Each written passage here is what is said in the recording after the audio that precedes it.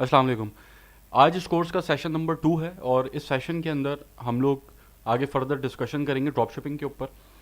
जो पिछला सेशन था उसके अंदर इंट्रोडक्शन हमने लिया था कि ड्रॉप शिपिंग का बिजनेस मॉडल काम किस तरीके से करता है, और आज के सेशन के अंदर हम आगे कुछ और चीज़ों के ऊपर बात करेंगे। नोट्स आप लोग लाजमी बनाएं हर सेशन का। उससे दो फ़ायदे होंगे, एक ये कि आप एक ही दफ़ा कोर्स देखेंगे आपको सारी चीज़ें समझ में आ जाएंगी, और इन केस अगर आप कहीं मतलब रिवीजन करते हैं कोई चीज़ आपको, तो आपको पता होगा कि मैंने किस सेशन के अंदर क्या चीज़ समझाई थी। क्योंकि होता ये है कि मैं नंबरिंग कर देता हूँ सेशंस की 1 2 3 4 करके, टाइटल्स नहीं दे पाता उसको, क्योंकि एक सेशन के अंदर बहुत सारी चीज़ें बता रहा होता हूँ, तो वो मेरे लिए आसान नहीं होता मतलब एक स्पेसिफिक टाइटल देना किसी सेशन को। तो वो आप अपनी समझ के लिहाज से दे सकते हैं, तो उससे ये आसानी हो जाएगी आपको। एनीवे हम लोग बात करते हैं आज के जो इंट्रोडक्शन हमने पढ़ा था पिछले सेशन के अंदर, ड्रॉप शिपिंग का बिजनेस स्ट्रक्चर क्या होता है। ठीक है, उसको थोड़ा प्रैक्टिकली देखते हैं। देखें, जैसे हर एक आम मतलब ऑनलाइन स्टोर होता है कि एक वेबसाइट है, उसके ऊपर एक प्रोडक्ट है वो आप बेच रहे हैं, वैसे ही इसका भी स्ट्रक्चर होता है, कोई अलग से नई चीज़ नहीं होती। अब जैसे कि एक स्टोर है, इस स्टोर के ऊपर इसने की प्रोडक्ट लगाई हुई है। अभी प्रोडक्ट कैसे लगाई है इसको थोड़ा सा रिवर्स करके देखते हैं हम।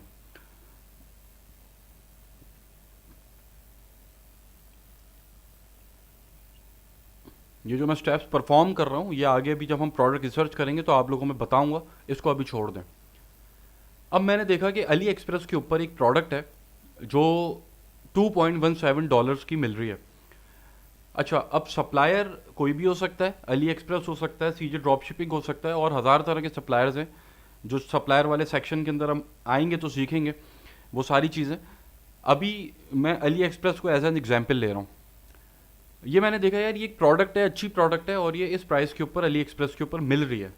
तो मैंने सोचा क्यों ना मैं इस प्रोडक्ट को अपने स्टोर के ऊपर लगाऊं और उसके अंदर अपना प्रॉफिट मार्जिन ऐड करके आगे बेचूं।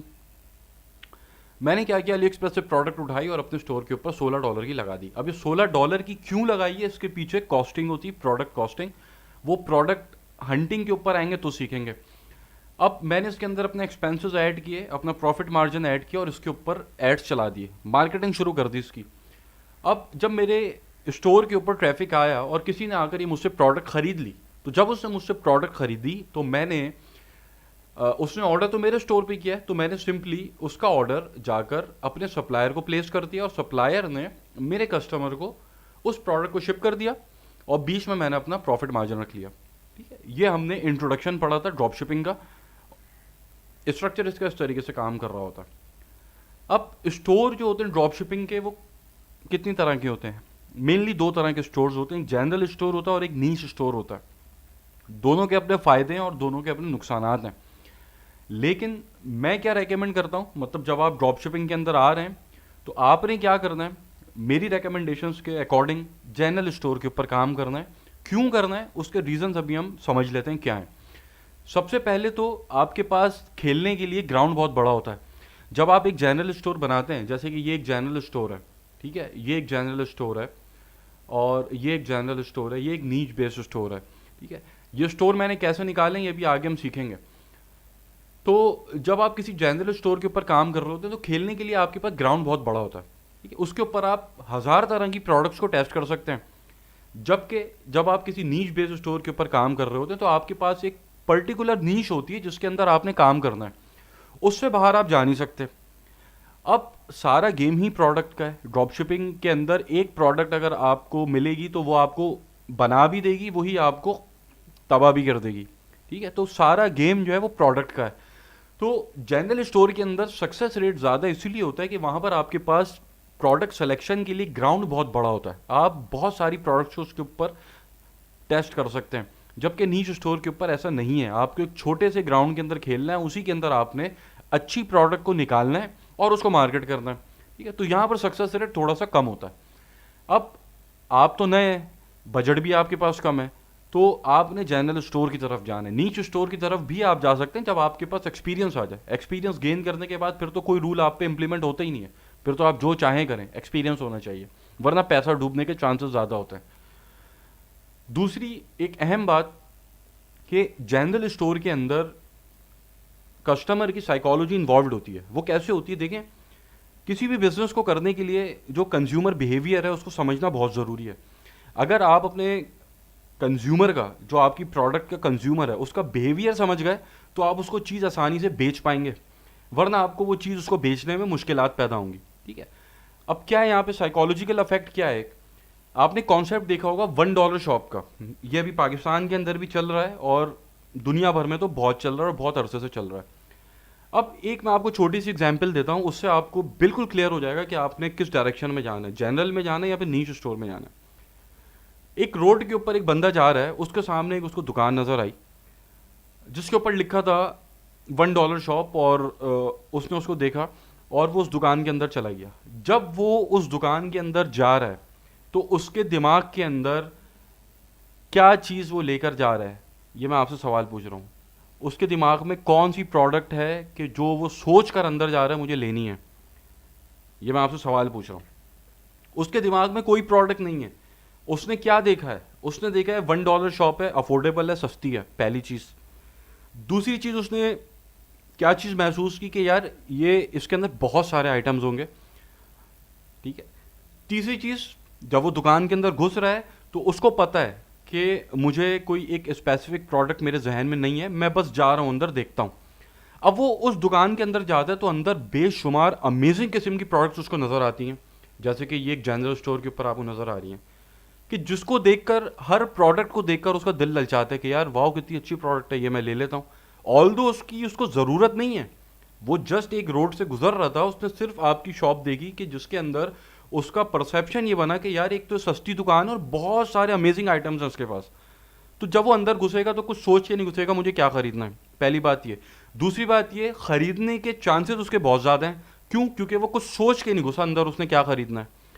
जब वो कुछ सोच के नहीं घुसा कि उसने आपके स्टोर के अंदर से क्या खरीदना है, तो इस चीज़ के चांसेस ज़्यादा हैं कि अल्टीमेटली वो कुछ ना कुछ खरीद कर बाहर निकलेगा। अब एक प्रोडक्ट सिलेक्शन क्राइटेरिया होता है पूरा, जिसके ऊपर आपकी प्रोडक्ट उतरती है तो आप वो अपने स्टोर के ऊपर लगाते हैं। वो प्रोडक्ट हंटिंग में हम सीखेंगे।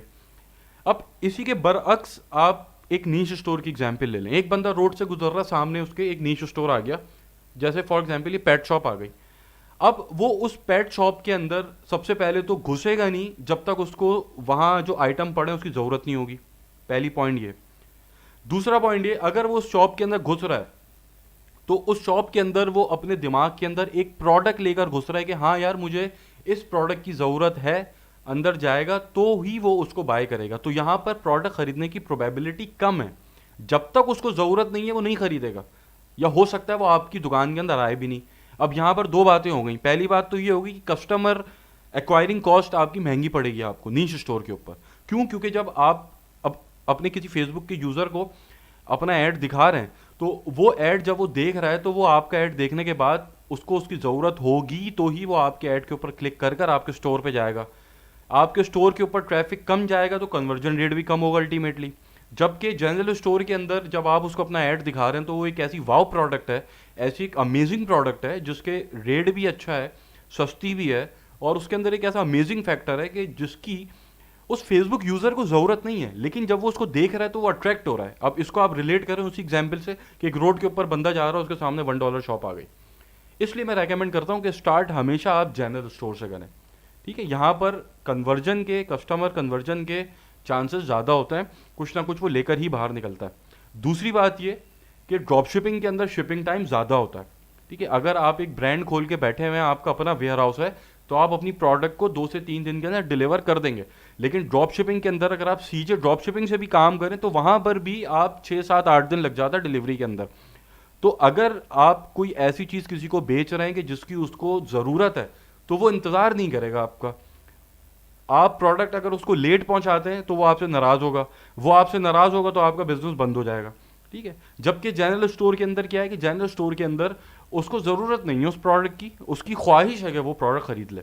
तो यहाँ पर कस्टमर की नाराज़गी के चांसेस भी कम है और आपसे जो आपकी सेल्स हैं उसके चांसेस भी ज़्यादा हैं कि वो आपसे कुछ ना कुछ लेकर बाहर निकलेगा। इसलिए मैं रेकमेंड करता हूँ कि आपने जनरल स्टोर की तरफ जाना है। तीसरी चीज़, जनरल स्टोर आप ब्रांड नहीं बना सकते। ठीक है। ब्रांडेबल नहीं होते ये। नीश स्टोर आप ब्रांड बना सकते हैं। ठीक। वैसे अगर देखा जाए तो पाकिस्तान के अंदर आप बैठ के अगर काम कर रहे हैं तो आपके लिए नीश स्टोर और जनरल स्टोर दोनों ही बराबर हैं। क्योंकि बंद तो दोनों हो जाने अल्टीमेटली, ठीक है। ये भी आगे इसके ऊपर मैं बात करूंगा अभी। अच्छा, इसकी फ्लिपिंग बहुत मुश्किल होती है जनरल स्टोर की, ठीक है। मतलब फ्लिपिंग से मुराद मेरी ये है कि आपने एक बिजनेस स्टेबल कर लिया और उसके उसके ऊपर प्रॉफिट्स आ रहे हैं कंसिस्टेंटली, आपके पास इनकम जनरेट हो रही है उसकी, तो आप वो आप किसी को बेच सकते हैं, ठीक है। तो अगर आपका जनरल स्टोर है तो उसको बेचना बड़ा मुश्किल होता है। नीच स्टोर आप बेच सकते हैं कि यार ये मेरी एक प्रोडक्ट है, ये मैंने एक ब्रांड बिल्ड कर लिया है, ठीक है। तो आप उस ब्रांड को किसी को बेच सकते हैं, जो कि दुनिया भर में बिकती हैं चीज़ें। उसके बाद जनरल स्टोर के अंदर प्रॉफिट मार्जिन आपके पास कम है। स्टार्ट के अंदर 2016-17 के अंदर बहुत बेहतरीन मार्जिन हुआ करते थे, इवन 200, 300%, 400% के प्रॉफिट मार्जिन होते थे प्रोडक्ट्स के ऊपर। लेकिन अब मार्जिन आप समझेंगे 30%, 35%, 40% इसके अराउंड रहता है मार्जिन। तो यहाँ पे मार्जिन कम होता है, लेकिन अगर आप किसी नीच स्टोर पे काम कर रहे हैं तो वहाँ पर आप मार्जिन के साथ खेल सकते हैं, क्योंकि वहाँ पर अल्टीमेट गोल आपका ब्रांड बनाना है और ब्रांड की अपनी मर्जी होती है वो अपनी प्रोडक्ट किस रेट के ऊपर बेच रहा, ठीक है। उसके बाद रेकरिंग कस्टमर आपके जनरल स्टोर पे नहीं होता है। मतलब एक अगर आप किसी बंदे को ले आए अपनी वेबसाइट पे घेर के फेसबुक से, तो उसको कोई चीज़ पसंद आएगी वो लेके बाहर निकल जाएगा, दोबारा सोचेगा नहीं हाँ यार वहाँ पे मैं जाता हूँ, क्योंकि उसकी ज़रूरत नहीं थी, उसको जो चीज़ अच्छी लगी वो ले गया। नीच बेस्ड स्टोर के अंदर रेकरिंग कस्टमर्स होते हैं, वहाँ पर आपने अगर किसी कस्टमर को एक्वायर किया है तो दोबारा जब उसको ज़रूरत, अगर वो आपसे खुश है तो दोबारा जब उसको ज़रूरत होगी तो वो आपके पास ही आएगा कि यार मैं इसी से ले लेता हूँ, क्योंकि पहले भी मैं इससे बाय कर चुका हूँ, अगर वो आपसे खुश है। और आखिरी पॉइंट इसके अंदर ही कि जनरल स्टोर के अंदर स्केल करना बहुत आसान होता है प्रोडक्ट को, जबकि नीच स्टोर के अंदर स्केल करना मुश्किल होता है, क्योंकि वैसे ही आपके पास प्रोडक्ट के साथ खेलने का ग्राउंड कम है। अब प्रोडक्ट के साथ खेलने का ग्राउंड कम है, मतलब आपके पास इतने ज़्यादा रिसोर्सेज नहीं है प्रोडक्ट सिलेक्शन के, तो फिर सप्लायर के साथ भी मसले होंगे। और स्केलिंग के अंदर सबसे बड़ा मसला वो सप्लायर का ही आता है। आप अपने एड्स को भी स्केल कर ही लेते हैं किसी ना किसी तरह, लेकिन सप्लायर के ऊपर अगर आगे बात अटक गई तो वो तो फिर आपका फिर समझो नो वे आउट, कोई रास्ता ही नहीं है फिर तो। जनरल स्टोर के अंदर ये है कि स्केलेबिलिटी आसानी से हो जाती है। तो ओवरऑल मैं रेकमेंड करता हूँ कि अगर आप ड्रॉप शिपिंग करने जा रहे हैं अभी तो जनरल स्टोर से स्टार्ट करें, यहाँ पर आपके सक्सेस रेट ज़्यादा है बनिस्बत इसके कि आप नीच स्टोर के ऊपर काम करें। अब आप क्या एक्सपेक्ट कर सकते हैं, अभी आप स्टार्ट करने लगे हैं बिजनेस अगर ड्रॉप शिपिंग का, तो आप ड्रॉप शिपिंग से क्या एक्सपेक्ट कर सकते हैं। देखिए, सबसे पहले तो आपने जो चीज़ें नहीं करनी वो मैं बता देता हूँ। आपने सबसे पहले ड्रॉप शिपिंग से मंथली इनकम एक्सपेक्ट नहीं करनी, ठीक है। अब इसको मैं थोड़ा समझा देता हूँ ये मैं क्या बात करता हूँ। देखिए, ड्रॉप शिपिंग के अंदर भी आप दो मॉडल पे काम करते हैं। एक मॉडल ये होता है कि जिसकी लोगों को ज़रूरत नहीं है उन प्रोडक्ट्स के ऊपर आप काम कर रहे हैं। एक मॉडल ये होता है जिनकी लोगों को ज़रूरत है, जैसे कि ये डेली यूज़ की प्रोडक्ट्स होती हैं, इसके ऊपर आप मंथली इनकम एक्सपेक्ट कर सकते हैं। इसका बिल्कुल सेपरेट सेशन है, इसका ताल्लुक इससे मत रखिएगा अभी। इसको भी आप ड्रॉप शिप करते हैं और इसके ऊपर आपकी इनकम, इसके अंदर रिस्क फैक्टर भी कम होता है। कंसिस्टेंटली आप एक इनकम बना सकते हैं, स्टोर की लाइफ ज़्यादा होती है और ऐसा नहीं है कि 4-5-6 महीने में आपका स्टोर बंद हो जाएगा, उसकी लाइफ ज़्यादा होती है और एक इनकम आपकी 1000, 1200, 1300 डॉलर, 1500 डॉलर आप महीने का बना सकते हैं। इससे ज़्यादा आप जा नहीं सकते ऊपर। इसके पीछे बिल्कुल अलग टेक्निक्स हैं, बिल्कुल अलग स्ट्रैटेजीज़ हैं। वो सारी बातें हम आखिर में डिस्कस करेंगे, सबसे आखिर के अंदर जब हम इसको कवर कर लेंगे ड्रॉप शिपिंग को। तो पहली चीज़ पर आ जाते हैं जो अभी हम डिस्कस कर रहे हैं, जो वाव प्रोडक्ट्स हैं। मतलब आपने ड्रॉप शिपिंग उन प्रोडक्ट्स पे करनी कि जिसकी किसी को ज़रूरत नहीं है, ठीक है। तो अब यहाँ पर आप क्या एक्सपेक्ट कर सकते हैं, यहाँ पर आपने मंथली इनकम एक्सपेक्ट नहीं करनी। ये मैं आपको शुरू से बोलता आ रहा हूँ, अपॉर्चुनिस्टिक बिजनेस मॉडल है, इसमें छक्का लगता है। इसके अंदर आपका अल्टीमेट गोल स्टोर को स्केल करना है। पैसा आपका तभी बनेगा जब आप स्टोर को स्केल करेंगे। अगर आप इससे 10, 12, 13, 15 ऑर्डर्स ले रहे हैं डेली के, तो उससे आप कुछ कमा नहीं सकेंगे, क्योंकि आपने मुसलसल फील एड्स के ऊपर अपने स्पेंडिंग करनी होगी, कैश फ्लो को अपने मैनेज करना होगा। चले अगर आप अपना मैनेज कर भी लेते हैं कैश फ्लो, तो ऐड की स्पेंडिंग कम ज़्यादा होती है, वो आपको परेशान करती है। वो जब इसके ऊपर हम आएंगे फेसबुक एड्स के ऊपर, तो उसके अंदर इन डेप्थ हर चीज़ मैं बताऊंगा। तो एक्सपेक्ट आप यही करें कि ये जो मैं काम करने लग रहा हूँ, मेरे पास ये पैसा पड़ा हुआ था $1000 जो बैंक में मेरे पड़ा सड़ रहा था, उससे मैं एक रिस्क लेने जा रहा हूँ जो अगर अल्लाह ने मेरा हाथ पकड़ा, मेरी प्रोडक्ट चल गई तो वो मुझे बना देगी, वरना पैसा मेरा डूब जाएगा मार्केटिंग के ऊपर। एक्सपेक्टेशन अपनी ये रखिएगा, ठीक है। छक्का लगेगा, इतना बड़ा छक्का लगेगा आप पैसा संभाल नहीं पाएंगे, इतना पैसा आएगा। इसको जरा हम देख लेते हैं अभी, इस वाली बात को, छक्के वाली बात को, जो मैं अक्सर कहता हूँ कि इसके अंदर छक्का लगता है। जैसे ये एक स्टोर है इस स्टोर का मैं ज़रा मंथली ट्रैफिक चेक करूं। अब ये जो स्टेप्स मैं यहाँ परफॉर्म कर रहा हूँ, इसके ऊपर अभी आपने ध्यान नहीं देना, जो मैं बात बता रहा हूँ उसके ऊपर ध्यान देना है, क्योंकि ये सारे स्टेप अभी इन डेप्थ में बताऊंगा करने किस तरीके से हैं जब हम स्टार्ट करेंगे प्रोडक्ट हंटिंग। तो इस स्टोर का ज़रा मैं ट्रैफिक चेक कर लेता हूँ। इस स्टोर का जो ट्रैफिक है इस वक्त 8,000 पर डे इसके यूनिक विजिटर्स हैं जो डेली इस स्टोर को विजिट कर रहे हैं आके। और थंब रूल के मुताबिक जो एक एवरेज सा ई कॉमर्स स्टोर होता है उसके ऊपर भी कन्वर्जन रेट 2% होता है। 2% का मतलब ये है कि अगर ये 8,000 पर डे विजिटर्स आ रहे हैं और 2% इसके कन्वर्जन रेट अगर हम एज्यूम करें तो 160 ऑर्डर्स पर डे ये ले रहा है। अगर एक ऑर्डर के ऊपर आप $5 भी नेट प्रॉफिट बचा रहे हैं तो $800 पर डे का आपका ये प्रॉफिट बनता है, नेट प्रॉफिट। इसको अगर आप 180 से मल्टीप्लाई करें, 1,44,000 per day multiply by 30, 43 lakhs per month.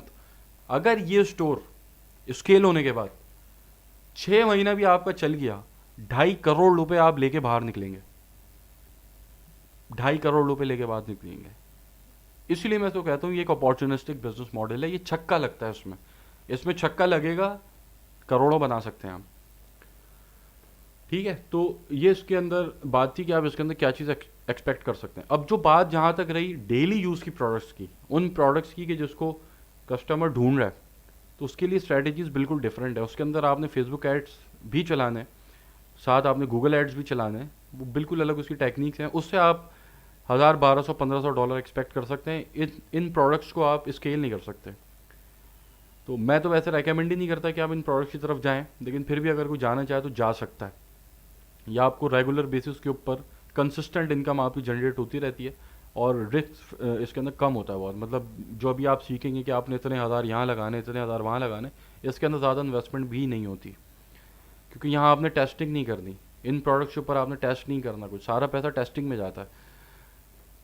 ठीक है, तो अब हम बात करते हैं हर्डल्स क्या आएंगे जब आप बिजनेस कर रहे होंगे, तो आपको क्या हर्डल्स आ सकते हैं। ये सारे मैं ओवरव्यू आपको इसलिए दे रहा हूँ कि बिजनेस के अंदर स्टेप इन होने से पहले आपके सामने हर चीज़ क्रिस्टल क्लियर होनी चाहिए कि ऐसा हो सकता है और ऐसा हो सकता है। कॉइन के दोनों रुख आपके सामने होने चाहिए। अब इसके अंदर हर्डल्स क्या आ सकते हैं। सबसे पहले तो अकाउंट सस्पेंशन के इश्यूज आते हैं। आपके पास स्ट्राइप का अकाउंट है, पेपैल का अकाउंट है, ट्रांसफरवाइज का अकाउंट भी, अगर आप कोई ऐसी पेमेंट करते हैं बड़ी, तो वो फिर आपसे वेरिफिकेशन मांग लेते हैं और फिर अल्टीमेटली बैन भी कर देते हैं। हर केस में नहीं होता, 100 में से 1%, 2%, 3% के साथ होता है, लेकिन उनके साथ भी हो जाता है। तो अकाउंट सस्पेंशन के इश्यूज होते हैं। जितना बड़ा आपका अकाउंट बनता चला जाता है उतने अकाउंट सस्पेंशन के जो इश्यूज हैं वो कम होते चले जाते हैं। शुरू के अंदर अकाउंट सस्पेंशन के इश्यूज सबसे ज़्यादा होंगे। आप क्रॉस करेंगे $1,000 कम होंगे, $5,000 कम होंगे, $20,000 कम होंगे, 50,000। जितना आपका अकाउंट बड़ा होता चला जाएगा उतने ही आपके पास जो सस्पेंशन के चांसेस हैं वो कम होते चले जाएंगे। शुरू स्टार्ट के अंदर जब आप स्टार्ट करते हैं, क्योंकि आपके बिजनेस की लाइफ 5-6 महीने है, 5-6 इसके अंदर आपने करना ही यही है, बिजनेस में आना है।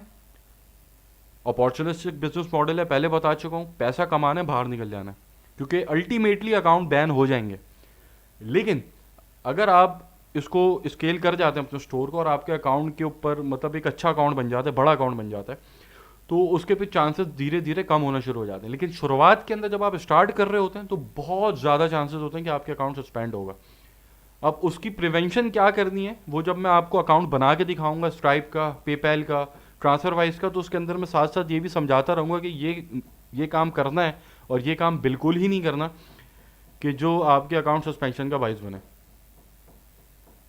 ठीक है, उसके बाद सप्लायर के इश्यूज, जैसा मैंने पहले बताया कि आप स्केलिंग जब करने जाएंगे तो सप्लायर के इश्यूज आएंगे आपको। जैसे यहाँ पर एक एग्जांपल मैं आपको दिखा देता हूँ। ये प्रोडक्ट हम देख रहे थे, अब यहाँ पर ये चाइना का ऑप्शन भी दे रहा है, फ्रांस का ऑप्शन भी दे रहा है। ठीक है, अब फॉर एग्जांपल आप फ्रांस से शिप कर रहे हैं। ठीक है, फ्रांस से शिप करने के दौरान आपके जो स्टोर के ऊपर मतलब इसका जो स्टॉक है वो ख़त्म हो जाता है, तो अल्टीमेटली आपको कहाँ जाना पड़ेगा, आपको चाइना पे जाना पड़ेगा अगर आपने इसी के साथ काम करना है। तो कॉस्ट का फ़र्क आप देखें कितना है। ठीक है, फिर आपकी कॉस्ट का फ़र्क आता है, दूसरा फिर आपके टाइम का फ़र्क आता है, डिलीवरी टाइम का। ठीक है, तो ये इश्यूज आते हैं सप्लायर सिलेक्शन के ऊपर। ठीक है, तो ये आपकी स्केलिंग के अंदर जो है मसला करता है। दूसरा, फिर आपके फेसबुक ऐड की स्केलिंग के अंदर भी इश्यूज आते हैं। ये बहुत ज़्यादा नहीं आते, लेकिन आ जाते हैं कि आपकी कैंपेन स्टक हो जाती है एक पॉइंट के ऊपर आके। आपने एड्स रन करना शुरू किए और आप फेज़ 1 के ऊपर आए, आप फेज़ 2 के ऊपर आए, आप फेज़ 3 के ऊपर आके अटक गए। अब आपके पास डेली के 50 ऑर्डर आ रहे हैं, अब आपको चाहिए डेली के 70 ऑर्डर, 80 ऑर्डर, वो आप नहीं ला पाएंगे। आप अपना बजट बढ़ाएंगे, आपकी कैंपेन जो आपकी सेल्स गिरना शुरू हो जाएंगी। आप फिर बजट अपना मैनेज करेंगे, आपकी सेल्स मैनेज हो जाएंगी। फिर आप अपना बजट बढ़ाने की कोशिश करेंगे, फिर आपकी सेल्स गिरेंगी।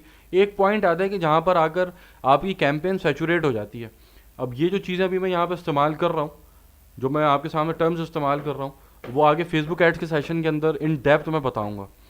मतलब क्या है उसके अंदर आपने चीज़ें करनी है, क्या नहीं करनी, क्या बिहेवियर होता है कैंपेन का, वो सारी चीज़ें बहुत अंदर घुस के समझा दूंगा आप लोगों को, एक एक चीज़ कुछ नहीं छोड़ूंगा।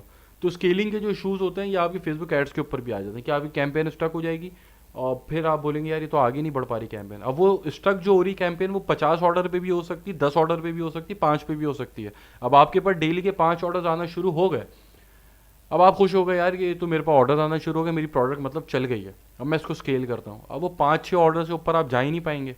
आप बजट बढ़ाएंगे, आपकी सेल गिरेगी, फिर आप बजट बढ़ाएंगे। आप ऑल दो मैंने एक टेक्निक्स बताई हैं, प्रॉपर स्ट्रेटजीज बताऊंगा कि स्केल किस तरीके से करते हैं कैंपेन को, ठीक है। उसके बाद भी स्टक हो जाती है कैंपेन, लेकिन एक प्रोडक्ट ऐसी होगी जो आपकी निकल जाएगी आगे, मतलब स्केल हो जाएगी इजीली। तो बस अल्टीमेट गोल ये है कि उस प्रोडक्ट तक पहुंचना है कि जो स्केल हो जाए। तो ड्रॉप शिपिंग का बिजनेस शुरू करने से पहले ये जो 2 सेशंस आज हुए हैं इसको बार बार रिपीट करके देखिएगा, उसके बाद स्टेप इन होइएगा इस बिजनेस के अंदर। अब जो हमारा थर्ड सेशन होगा, उस थर्ड सेशन के अंदर हम थोड़ा सा ये कवर करेंगे कि आपने क्या करना है क्या नहीं करना, ठीक है, या लोग क्यों फेल हो जाते हैं ड्रॉप शिपिंग में, उसको इन डेप्थ थोड़ा सा डिस्कस करने की कोशिश करेंगे प्रैक्टिकली, प्रैक्टिकल स्टोर्स के ऊपर। और फिर हम आ जाएंगे अपने प्रैक्टिकल वर्क पे जो कि है प्रोडक्ट रिसर्च का, और फिर उसको हम फर्दर आगे लेके चलते रहेंगे इस कोर्स को। तो कोई क्वेश्चन हो व्हाट्सएप ग्रुप के ऊपर आप पूछ सकते हैं, अगर वहाँ, वैसे तो मैं इतना रिप्लाई नहीं करता ग्रुप्स के ऊपर, आप मुझसे